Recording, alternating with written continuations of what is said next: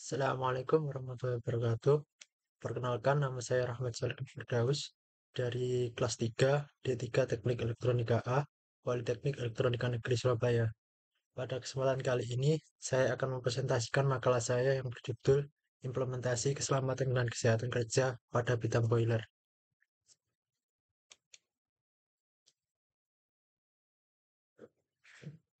Pertama, latar belakang. Keselamatan dan kesehatan kerja ialah aspek krusial dalam setiap industri, terlebih lagi dalam bidang yang melibatkan risiko tinggi seperti operasional boiler. Boiler dengan tekanan dan suhu tinggi merupakan jantung dari banyak proses industri, namun juga menghadirkan potensi bahaya yang signifikan. Implementasi K3 dalam bidang ini bertujuan untuk melindungi tenaga kerja dari kecelakaan dan memastikan operasional yang aman dan efisien. Selanjutnya, tujuan dan manfaat. Yang pertama, mengetahui prinsip dasar boiler. Yang kedua, mengetahui peraturan keselamatan dan kesehatan kerja yang berhubungan dengan bidang boiler.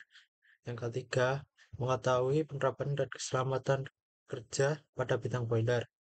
Yang keempat, sarana evaluasi agar dilaksanakan keselamatan dan kesehatan kerja pada bidang boiler.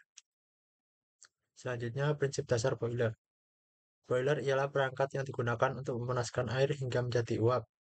Prinsip dasarnya melibatkan pemanasan air dalam bejana tertutup menggunakan sumber panas eksternal seperti bahan bakar fosil, listrik, atau energi terbarukan. Air dipanaskan hingga mencapai titik didih, kemudian berubah menjadi uap dalam ruang tertutup yang disebut drum. Uap yang dihasilkan dialirkan melalui pipa-pipa untuk digunakan sesuai kebutuhan, seperti menggerakkan turbin atau sebagai sumber panas dalam proses industri.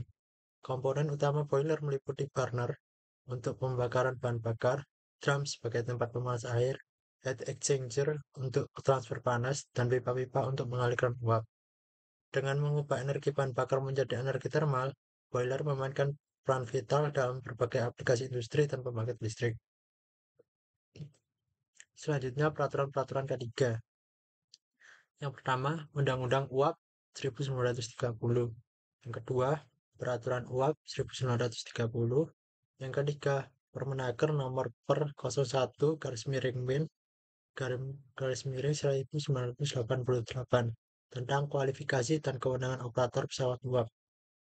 Yang keempat, Peraturan Pemerintah Nomor 17 Tahun 1948 tentang pemeriksaan pesawat uap. Yang kelima, Peraturan Pemerintah Nomor 50 Tahun 2012 tentang penerapan sistem manajemen keselamatan dan kesehatan kerja. Yang keenam, Peraturan Menteri Ketenagakerjaan Nomor 37 Tahun 2016 tentang K3 Bencana Tekan dan Tangki Timbun. Selanjutnya ada Undang-Undang Nomor 1 Tahun 1970 tentang Keselamatan Kerja. Peraturan K3 di bidang boiler.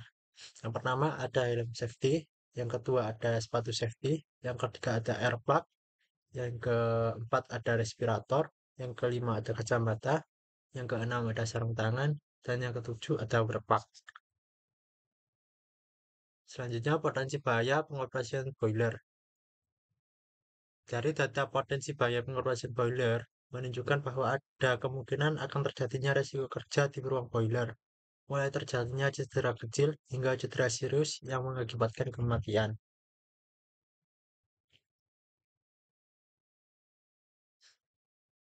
Kesimpulan.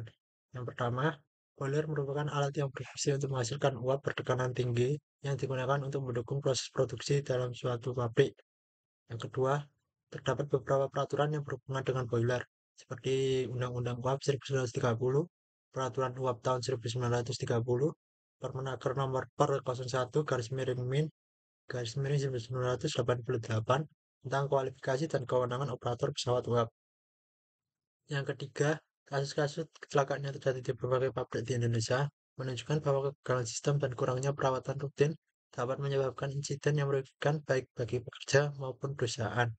Oleh karena itu, penting untuk melakukan pemeriksaan awal, menggunakan alat pelindung diri, menerapkan SOP yang ketat, dan memastikan pemeliharaan serta pengawasan rutin.